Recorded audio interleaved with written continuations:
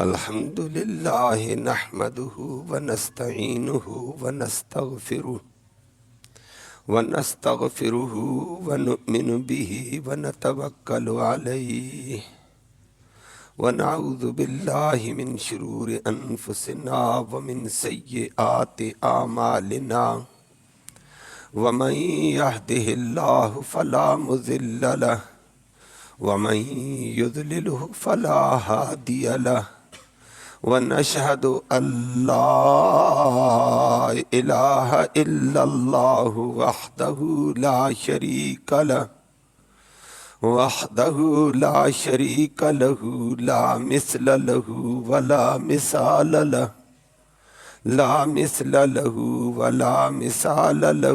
ولا مثيل له ونشهد أن سيدنا وسندنا ومولانا محمدا عبده ورسوله المبعوث إلى الأسود والأحمر المنعوت بشرح الصدر ورفع الذكر صلى الله تعالى على خير خلقه محمد وآله وصحبه صلى الله تعالى على خير خلقه محمد وآله وصحبه الذين هم خلاصة العرب العرباء وخير الخلائق بعد الأنبياء أما بعد فأعوذ بالله من الشيطان الرجيم بسم الله الرحمن الرحيم يا أيها الذين آمنوا كتب عليكم الصيام كما كتب على الذين من قبلكم لعلكم تتقون وقال النبي صلى الله عليه وسلم في شهر رمضان قال عليه الصلاة والسلام قد جاءكم شهر مبارك أوله رحمة وأوسطه مغفرة وآخره عتق من النار صدق الله العلي العظيم وبلغنا رسوله النبي الأمي الكريم ونحن على ذلك لمن الشاهدين والشاكرين والحمد لله رب العالمين سيدنا مولانا محمد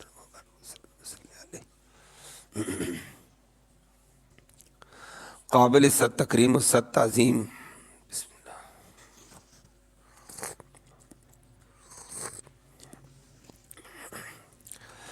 قابل ست تکریم و ست تعظیم معزز بزرگوں اور نوجوان بھائیوں،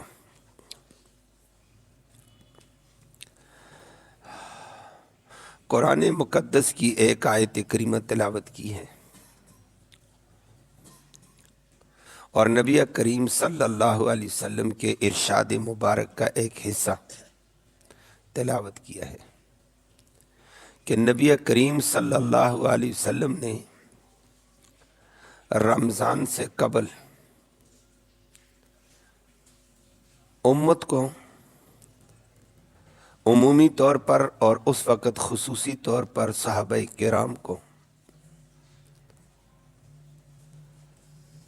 یہ فرما دیا کہ اللہ کی طرف سے تمہارے اوپر ایک بڑی برکت، بڑی رحمت والا مہینہ آ گیا ہے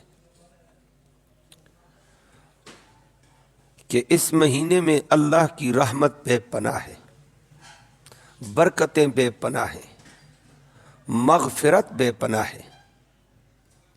فرمایا اللہ کی طرف متوجہ ہو کر اللہ کی رحمت سمیٹو، اللہ کی طرف متوجہ ہو کر اس کی برکتیں لو، مالی برکتیں بھی حاصل کرو، روحانی برکتیں بھی حاصل کرو، دنیاوی برکتیں بھی حاصل کرو، اخروی برکات بھی حاصل کرو۔ اور فرمایا وہ مغفرت کا بخشش کا مہینہ ہے، تو فرمایا اللہ کی طرف متوجہ ہو کر اپنے اور امت کے گناہ بخشوانے کی فکر کرو۔ تو رمضان المبارک کی آمد سے پہلے نبی کریم صلی اللہ علیہ وسلم نے یہ ارشاد فرما کر امت کو تنبیہ کی ہے کہ آنے والے رمضان کا ایک لمحہ بھی ضائع نہیں کرنا چاہیے۔ رمضان سے پہلے رمضان کی افادیت کا، اہمیت کا، برکت، رحمت، مغفرت ہونے کا ذکر کر کے فرمایا یہ عظمتوں والے مہینے کے لمحات کو ضائع نہ کر دینا۔ اللہ ہم سب کو اس سے محفوظ فرمائے۔ جب اللہ کے پیغمبر نے فرما دیا آنے والے مہینے میں اللہ کی برکتیں، رحمتیں، بخششیں بے پناہ آ رہی ہیں، یوں سمجھا جائے کہ اللہ کی رحمتوں کا سمندر بہہ رہا ہے، برکتوں کا، مغفرت کا ایک سمندر آ رہا ہے۔ اب جب برکتیں، رحمتیں غنی بادشاہ کی، ارحم الراحمین کی اتنی زیادہ ہو اور بندہ غفلت کرے، اس سے بڑا کم بخت بھی کوئی بھی نہیں ہے۔ اللہ ہم سب کو محفوظ فرمائے۔ اللہ دینے پہ آیا ہوا ہے، رحمت کرنے پہ آیا ہوا ہے، اور آگے بندے جو قدم قدم پہ اس کے محتاج ہیں، لمحے لمحے پر ہم سارے اس کے محتاج ہیں، اور یہ آگے سے توجہ ہی نہ کرے میں لیتا ہی نہیں ہوں، مجھے ضرورت ہی نہیں ہے۔ فرمایا اتنے بڑے ارحم الراحمین کی رحمت سے روگردانی کرنا، منہ پھیرنا، فرمایا بڑی کم بختی ہے۔ اللہ ہمیں اس سے محفوظ فرمائے۔ اور آج ہماری امت کا حال کچھ ایسا ہی نظر آتا ہے۔ اللہ کی رحمت کی طرف متوجہ ہونے کی ضرورت ہوتی ہے، ہم لاپرواہی میں ہیں۔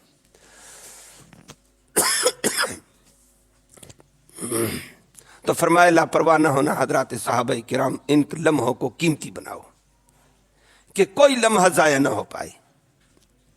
حلال کی معاش کماؤ، وہ بھی عبادت ہوتی ہے۔ حلال نیت سے دکان پہ جانا، کاروبار کرنا، مزدوری کرنا، اس نیت کے ساتھ میں بھی حلال کھاؤں، میرے بچے بھی حلال کھائیں، اور میں حلال کمائی سے بیواؤں کی، غریبوں کی، یتیموں کی مدد کروں، اس نیت کے ساتھ کمانا، کاروبار کرنا عبادت میں شامل ہے۔ یہ عبادت ہے حلال کمائی۔ اسی لیے اللہ کے پیغمبر نے فرمایا القاسب حبیب اللہ، حلال کی کمائی کرنے والا تو اللہ کا محبوب ہے، دوست ہے۔ تو فرمایا حلال کماؤ رمضان میں بھی، یہ عبادت میں شامل ہے، لیکن کمائی کے علاوہ اوقات کو اللہ کی طرف گریہ زاری میں، التجا میں لگاؤ کہ اللہ کی رحمتیں ہم پر بھی ہوں، ساری امت پر ہوں، اور اللہ ہمارے گناہ معاف فرما دے۔ باقی کمانا کوئی برا نہیں، لیکن نماز کے ٹائم پر نماز، روزے کے ٹائم پر روزہ، تلاوت کے ٹائم پر تلاوت، رب سے رو کر لینے کے ٹائم پر رو کر لینا ہے، اور فرمایا وہ رب دیتا ہے۔ اور اگر ہم یہ کہہ دیں ہم صرف دنیا کمانے کے لیے ہیں، فرمایا یہ فضول ہے، دنیا کمانا تمہارا کام نہیں ہے۔ وہ اللہ رب العالمین نے فرمایا روزی کا فیصلہ میرے ہاتھ میں ہے، وہ روزی میں نے دینی ہے، تو جتنا زور لے گا، جتنا میں دوں گا اتنا ہوگا، میں نہ دوں تو آگے نہیں بڑھ سکتا ہے۔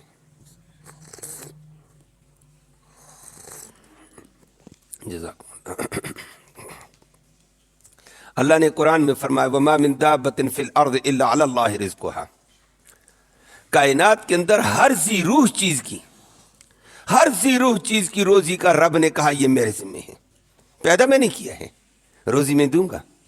کل کائنات کا خالق اللہ، کل کائنات کا، انسانوں کا، مسلمانوں کا، کافروں کا، ہندوؤں کا، سکھوں کا، دھریوں کا، یہود کا، نصارہ کا، الغرض کوئی بھی انسان ہے، چھوٹا ہے یا بڑا، پیدا رب نے کیا، رب نے کہا میں نے پیدا کیا، میں روزی دوں گا۔ صرف انسانوں کو نہیں، حیوانوں کو بھی دوں گا، چرند کو بھی دوں گا، پرند کو بھی دوں گا، ہر ایک کی روزی میرے ذمہ ہے۔ فرمایا تمہیں میں نے روزی کا ٹھیکیدار نہیں بنایا ہوا ہے، تمہیں غلط فہمی لگی ہوئی ہے۔ روزی کی ذمہ داری رب کہتا ہے میرے پاس ہے، تمہاری ذمہ داری ہے میری اطاعت کرنا، میرے احکام کی پیروی کرنا۔ روزے کا ٹائم تو روزہ رکھ، جتنا کر سکتا ہے تو کر دنیا کے لیے، آرام کرنے تو آرام کر، نمازوں کے ٹائم پر نماز پڑھ، انسانی خدمت کے ٹائم پر انسانی خدمت کر، اپنے جسم کو آرام دینے کے لیے اپنے جسم کو آرام دے، سو۔ تمہارے ذمہ اللہ کی حکم کی تابعداری کرنی ہے، روزی تمہارے ذمہ نہیں ہے، روزی کا ذمہ اللہ نے لیا۔ چرند پرند، حشرات الارض، کیڑے مکوڑے، سمندر کے اندر کی مخلوق کو بھی رب کہتا ہے میں ہر وقت اس کی ضرورت کے مطابق روزی دیتا ہوں۔ کوئی دنیا کی ایسی زیروح چیز نہیں جو بھوکھی رہ جائے۔ ویسے عبرت کے لیے کبھی کبھی امتحان کے لیے اللہ کسی کے اوپر تھوڑی سی تنگی لاتے ہیں، وگرنہ وہ رازق ہے، اور اسی کو اللہ نے ذکر کر کے فرما دیا ہے۔ فرمایا ان اللہ هو الرزاق ذو القوة المتین، روزی دینے والا وہ اللہ ہے، بڑی طاقت والا ہے، چھت پھاڑ کر دے دیتا ہے۔ جب وہ دینے پہ آئے کسی کی باپ کی طاقت نہیں کوئی روکے، وہ دینے پہ آئے کسی کے تویز گنڈے نہیں روک سکتے ہیں، وہ دینے پہ آئے کسی کا دم شف کچھ نہیں کر سکتا ہے۔ ان اللہ هو الرزاق، اللہ ہی رزاق ہے، خوب روزی دیتا ہے، ذو القوة المتین، مضبوط طاقت والا ہے، اس کے دینے کو کوئی روک بھی نہیں سکتا ہے، وہ دیتا ہے، ہر ایک کو دیتا ہے، جتنا لکھا ہے اس کے مطابق دے گا۔ فرمایا روزی میرے ذمہ ہے، لیکن انسانوں کو ذکر کر کے فرمایا تمہارے ذمہ کیا ہے؟ وما خلقت الجن والانس الا لیعبدون، انسانوں اور جنوں کو میں نے تو اپنی عبادت اور اپنی وحدانیت، اپنی تعظیم کے لیے پیدا کیا، ان کے ذمہ میری عبادت ہے، میری توحید ہے، میری تعظیم بجا لاؤ۔ وما خلقت الجن والانس الا لیعبدون، فرمایا تمہارے ذمہ تو یہ کام ہے۔ ما اريد منهم من رزق، اللہ ہم سب کو ہدایت دے دے۔ بہت سارے احباب تھوڑی بہت محنت کر کے کہتے ہیں جی کیا کریں، روزہ رکھیں گے تو بچوں کو کھلانا بھی ہے نا جی۔ اللہ نے فرمایا ما اريد منهم من رزق، میں نے تم سے رزق کمانے کا ارادہ ہی نہیں کیا ہے۔ وما اريد منهم من رزق وما اريد ان يطعمون، اور میں نے یہ بھی نہیں کہا بچوں کو تم کھلاؤ۔ فرمایا یہ تو میرے ذمہ ہے، روزی دینا بچوں کو کھلانا یہ میری ذمہ داری میں ہے، تمہارے ذمہ میرے حکموں کی اطاعت ہے، جتنا کر سکو تو کرو، لیکن اللہ کا حکم نہ ٹالو۔ اللہ ہم سب کو اس کی اتباع کی توفیق نصیب فرمائے۔ باقی وہ دیتا ہے، ہر ایک کو دیتا ہے، کیسے دیتا ہے اس کی شان عظیم ہے۔ اللہ رازق ہے، ہر ایک کو دیتا ہے، اور کسی کو وہ وقت پہ بھوکا نہیں مارتا ہے۔ فرمائے میرے حکم کی اطاعت کر، اگر اطاعت کرے گا تو کامیاب ہو جائے گا، اگر اطاعت نہیں کرے گا برباد ہو جائے گا۔ اللہ ہم سب کو محفوظ فرمائے بربادی سے۔ شیخ سعدی رحمہ اللہ ایک بزرگ گزرے ہیں، بڑے عالم گزرے ہیں، فارس کے خطے کے بہت بڑے آدمی ہیں، فارسی کی بڑی کتابیں ان کی لکھی ہوئی ہیں۔ اللہ نے ان کو علم دیا تھا، دین سے جڑے، بڑی عمر میں جڑے دین کے ساتھ، تو جو دین سے جڑے دین تو نواز دیتا ہے۔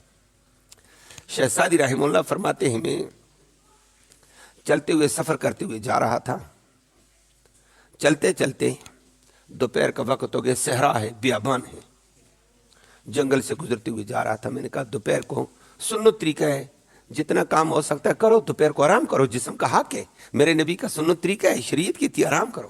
تو میں بھی ایک جگہ درخت کے نیچے تھوڑا لیٹ گیا کہ جسم کا حق پورا ہو جائے، تاکہ جسم کی قوت مدافعت متاثر نہ ہو۔ آج ہم لالچ میں آئے ہیں نا، یاد رکھنا اپنی طاقت سے زیادہ کام کرتے ہیں، قوت مدافعت متاثر ہوتی ہے، معمولی ہوا، معمولی جھونکے، معمولی ٹھنڈک قوت متاثرہ مدافعہ کے نہ ہونے کی وجہ سے ہمارے اوپر اثر انداز ہو جاتی ہے۔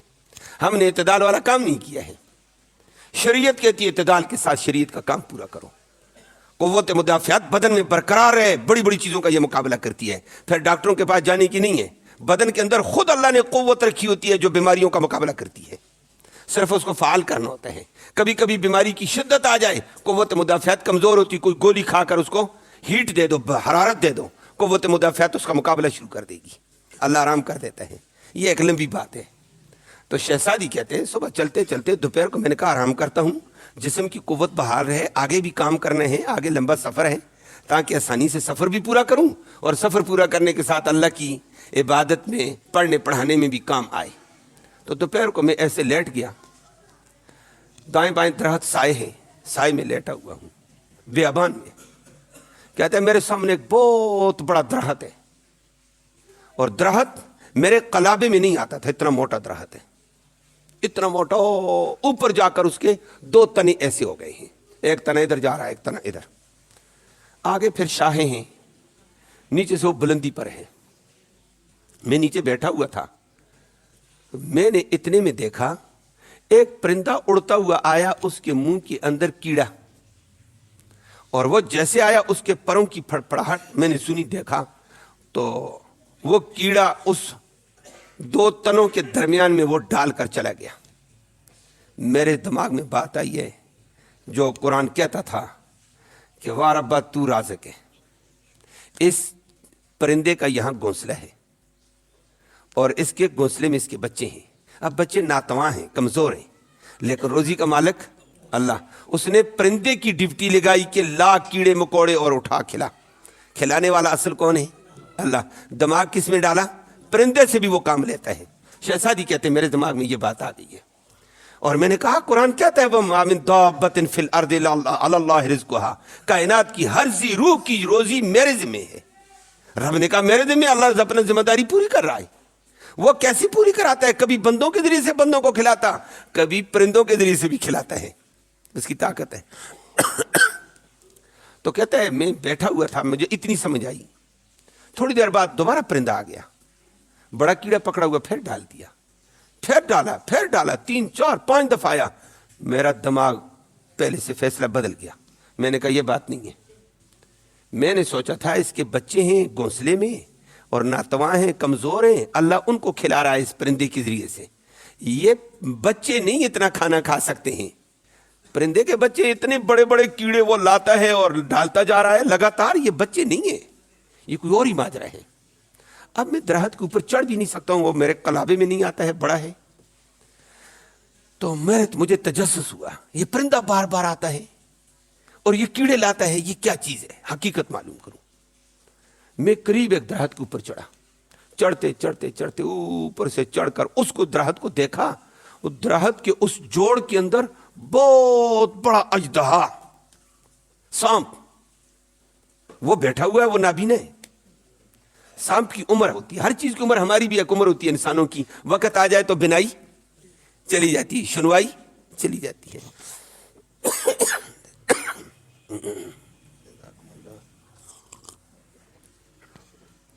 तो कहते मैं बड़ा हैरान हुआ, मैंने देखा कि वाकई अल्लाह का करम। कहता मैं उस दरख्त पे चढ़ना चाहता, अल्लाह ने बड़े दरख्त पे उसको बैठा दिया, कोई चढ़े ही नहीं, नुकसान ही ना हो।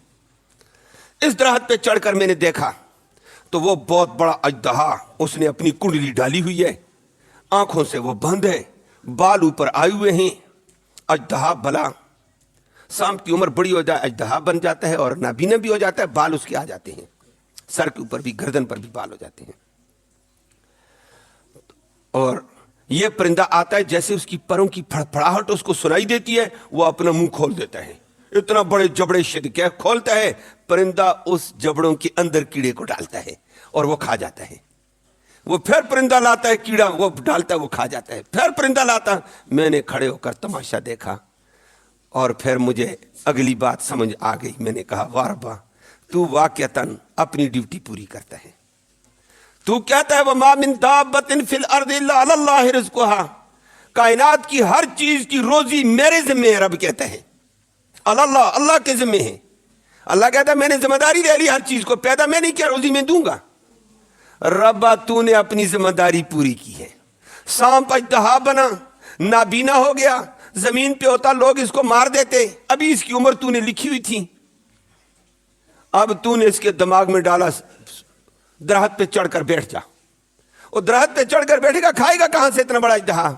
रब ने कहा राज़िक मैं हूं, ये खिलाना मेरा काम है। मैं कैसे खिलाऊं? मैं असबाब का मुख्ताज, चीजों का मुख्ताज। असबाब और चीजें रब की मुख्ताज हैं। रब फैसला कर दे वो हो जाता है, रब ना फैसला करे नहीं हो पाता है। तो शहजादी कहते हैं मैंने कहा रब्बा तूने अपनी जिम्मेदारी पूरी की। जहां सांप जो परिंदों को शिकार करता है खा जाता है, लेकिन आज सांप उसकी फड़फड़ाहट के आगे मुंह खोलता है। दिमाग में डाला किसने? रब ने। मुंह खोल, रोजी देता हूं। और परिंदा कीड़ा डालता है और चला जाता है। रोजी रब दे रहा है। अगर सांप को रब रोजी वक्त पे दे सकता है परिंदों के जरिए से, इंसान अशरफ महलूक है, अल्लाह इसको भी दे सकता है। اور پھر اس کو کمانے کے وسائل دیے ہیں، ہاتھ پاؤں دیے ہیں، دماغ دیا ہے، سنوائی اور بینائی کی قوتیں عطا کی ہیں، یہ اپنی قوت استعمال کرے گا وہ اس کو محروم چھوڑے گا؟ فرمایا روزی میں نے دینی ہے اور تو نے اپنا قدم اٹھانا ہے، روزی میری طرف سے آئے گی۔ تو کہے گا میں زیادہ محنت کروں گا، زیادہ نہیں، تقدیر سے زیادہ کچھ بھی نہیں ہے۔ پھر وقت کا ضیاع نہ کر، کمانے کے ٹائم پر میری کمائی کر اور عبادت کے ٹائم پر عبادت کر، نماز کے ٹائم پر نماز پڑھ، روزے کے ٹائم پر روزہ بھی رکھ، اور جب تھک گیا تو چھوڑ دو، کمائی کو چھوڑ دو، اللہ کا حکم پورا کر، دینے والا وہ رب العالمین ہے، وہ دے گا انشاءاللہ، وہ بڑی طاقت والا ہے۔ فرمایا یہ بڑا قیمتی وقت آنے والا ہے رمضان المبارک کا، اس کے اوقات کو ضائع نہ کرنا، روزی وہ دے گا انشاءاللہ، محنت بھی کرو، محنت کرنا میں نے عرض کیا ثواب کا ذریعہ ہے، برکت کا ذریعہ ہے، لیکن رمضان کی برکتیں، رحمتیں، بخششیں اس سے بھی کہیں زیادہ ہیں۔ اللہ ہمیں ان قیمتی لمحات کو قیمتی بنانے کی توفیق نصیب فرمائے۔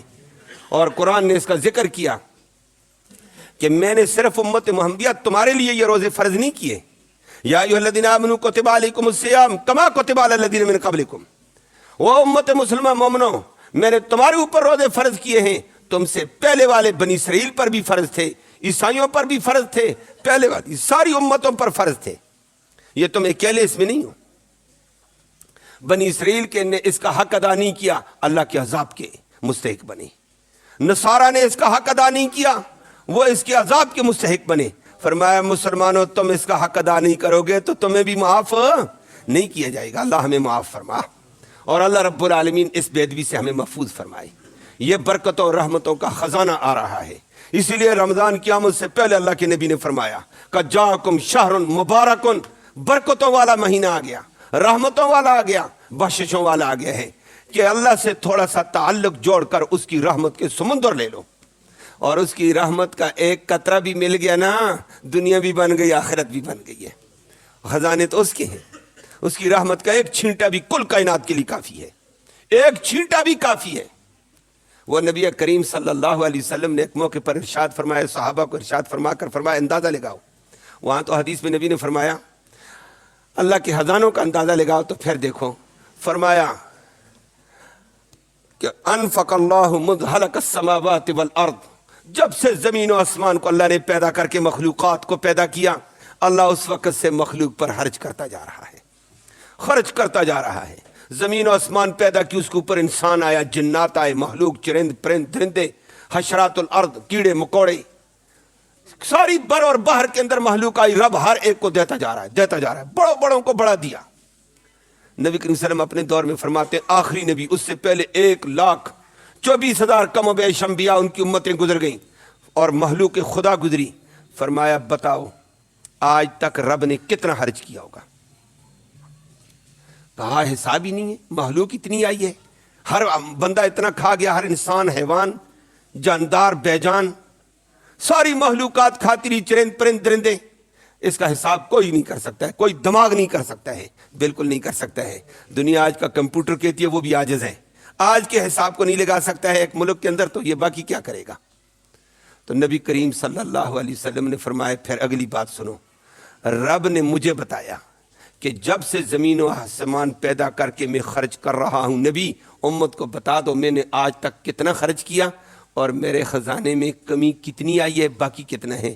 فرمایا ان کو کہہ دو سمندر، بہتے ہوئے سمندر کے اندر، دریا کے اندر سوئی کو ڈبو، سوئی کو ڈبو کر نکالو، سوئی کے ساتھ کتنا پانی آیا، سمندر میں کمی کتنی آئی ہے، بات سمجھ آئی ہے؟ سوئی کو ڈبو کر نکالو، کوئی کمی نہیں سمندر کو، سمندر کو پتہ ہی نہیں ہے کہ پانی اس کے سوئی کے ساتھ کتنا لگا ہے، کوئی نسبت ہی نہیں ہے۔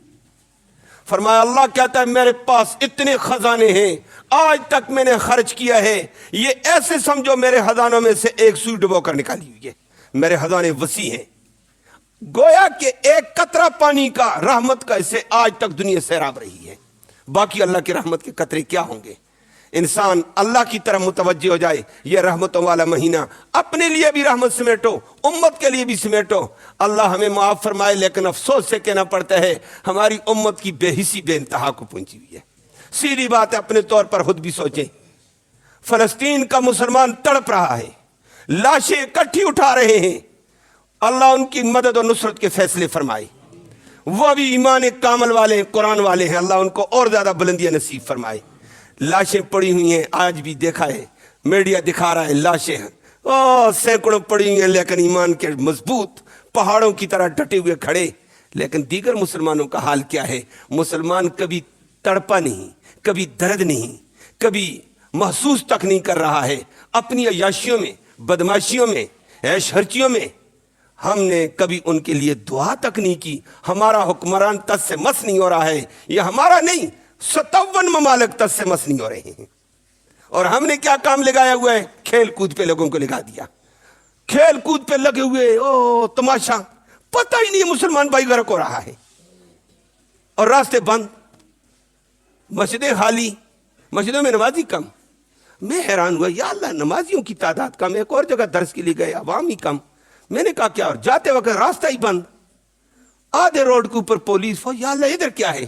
وہ بتایا گیا کہ ادھر تو میچ ہے، ساری دنیا ادھر لگ گئی، مسجدیں خالی ہو گئی، مسلمان مارا جا رہا ہے، یہ بیچارہ کھیلوں میں لگا ہوا ہے، اور ننگے فوش ڈانس۔ یہ ہماری بے حسی کا عالم کہاں ہے؟ یہ کہاں جا رہے ہیں ہم؟ اگر فلسطین کے مومن کے اوپر ایسے حالات آ سکتے ہیں تو تمہاری بے حیائی کے اوپر اس سے بھی بڑا عذاب آ سکتا ہے، تمہاری اس بے حسی پر اس سے بھی بڑا آ سکتا ہے۔ اور یہ بات آپ کے علم میں ہونی چاہیے۔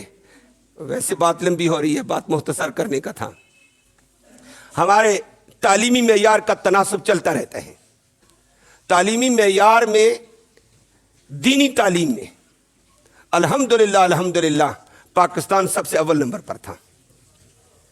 دنیاوی تعلیم میں ہمارا نوجوان ڈگری لینے کے لیے امریکہ جاتا ہے، لندن جاتا ہے، جاپان، جرمن جاتا ہے، لیکن یہ آپ کو اعزاز حاصل ہے، یہ علماء کرام کی قربانی ہے۔ معمولی 5,000 4,000 7,000 پہ وظیفہ لے کر یہ دین کا کام کرتا ہے۔ دنیا ڈگری لینے کے لیے پاکستان آتی ہے، اسلامی بے شمار دنیا آ رہی ہے ہمارے پاس، پاکستان میں آ رہی ہے۔ علم ہے، ہر قسم کا علم اللہ نے مالا مال کیا۔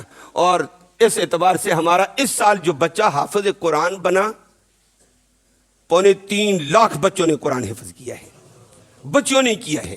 یہ وہ مدرسے بتلا رہا ہوں جو رجسٹر ہیں، رجسٹر وفاق کے، اور وہ مدرسے ہمارے بہت سارے ایسے ہیں، علماء دیوبند کے بہت سارے مدرسے، تبلیغی جماعت کے تابع چلنے والے مدرسے رجسٹر نہیں ہیں، وہ بچے ہیں، چھوٹے مدرسے ہیں، ان کی تعداد ملاؤ تو آگے نکلے گی۔ لیکن عجیب بات سنانا یہ چاہتا تھا، یہ الگ ضمناً بات کی ہے۔ ابھی موجودہ دور کی بات آئی، دنیا حیران ہوئی ہے، علماء بھی گئے اس پٹی میں، دیگر دنیا دار طبقہ بھی گیا۔ کہتے ہیں کہ جناب دنیا میں حافظوں کی تعداد زیادہ کہاں ہے؟ 3.25 لاکھ حافظ پاکستان دے رہا ہے، رجسٹر لاکھ تک غیر رجسٹر مدرسوں کے حافظ موجود ہیں، بچیاں الگ ہیں۔ لیکن سب سے بڑی تعداد ٹکڑے کے اعتبار سے کہاں آئی ہے؟ تاریخ نے لکھا ہے، رپورٹ آئی ہے کہ سب سے زیادہ حافظ غزہ میں ہیں، سب سے زیادہ حافظ غزہ میں۔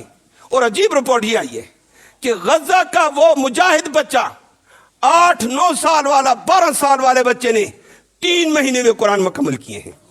3 مہینے میں قرآن مکمل کرنے والوں کی بڑی تعداد غزہ کی آئی ہے۔ اور کہتے ہیں ایسی بھی وہاں موجود ہیں جنہوں نے 1 ماہ میں قرآن مکمل کیا۔ واہ ربا، کیا چیز تھی یہ! اور اس رپورٹ کو دیکھ کر ہم بھی حیران۔ ایک قاری امتحان لیتے ہوئے عربی کے بعد عربی میں وہ اپنا انٹرویو دے رہا تھا، کہتا ہے میں قربان جاؤں، قرآن کیسا پڑھتے ہیں؟ اور تعداد پہ انتہا، ہر بچہ حافظ قرآن، ہر بچی حافظ قرآن۔ اور آج وہ غزہ کے اوپر بمباریاں ہو رہی ہیں اور مسلمان بحث ہے۔ یہ بالکل عجیب کیفیت ہے، اور وہ اسی قرآن کی وجہ سے آج بچے ہوئے ہیں۔ یہ قرآن کی وجہ سے بچے ہوئے، بمباری اتنی شدید، نیچے جب آتی ہے بڑے بڑے فوجی بھی آئے، امریکہ کے جرنیل بھی آئے، میں 1 منٹ میں غزہ فتح کرتا ہوں، ماشاءاللہ انہی قرآن والے مجاہدوں نے زیر و زبر کر کے رکھا ہے۔ صرف ایک بمباری اوپر سے آتی ہے، اس کے آگے وہ ذرا لاچار ہوتے ہیں، ان کے شہداء اٹھ جاتے ہیں، لیکن ابھی تک وہ فتح کر، یہ قرآن کی برکت ہے۔ انشاءاللہ قرآن کی وجہ سے وہ مجاہد غالب رہے گا اور اللہ اس کو مدد کرے گا، نصرت کرے گا۔ لیکن بات ہماری کیا ہوگی؟ اس تباہی کے آگے تو وہ قرآن کی وجہ سے ٹھہرا ہے، اور ہمارا کام ناچنا، وہ میں نے عرض کیا ہمارا کام گانا۔ آج یہ میچ ہو رہا ہے، بے حیائی کی انتہا ہو رہی ہے، اس پہ اتنا پیسہ لگایا جا رہا ہے، ملک کہتے ہیں کنگال ہو گیا کہ معیشت تباہ ہو گئی ہے۔ ناچ گانے کے لیے ان کے پاس پیسہ ہے، کھیل کے لیے ان کے پاس پیسہ ہے۔ کیوں؟ کہتا ہے یہ محفل کا ادھر ہی لگانا، ادھر نہ لگانا، پھر غلامی کی انتہا ہے ہماری. اللہ ہمیں اس ذلت سے محفوظ فرمائے. اور یہ آنے والے لمحوں میں اگر سچے دل سے مسلمان اللہ کی طرف متوجہ ہو جائے گا، اللہ غزہ کو بھی نجات دے گا، ہمیں بھی نجات دے گا. نہیں تو حالات بڑے سخت نظر آتے ہیں. غزہ میں قرآن والے تھے، وہ تو پھر بھی کچھ نہ کچھ بچ کر مقابلہ کر رہے ہیں. ہمارے اوپر حالات آئیں گے، ہمارا کیا حشر ہوگا. اللہ ہم سب کو محفوظ فرمائے.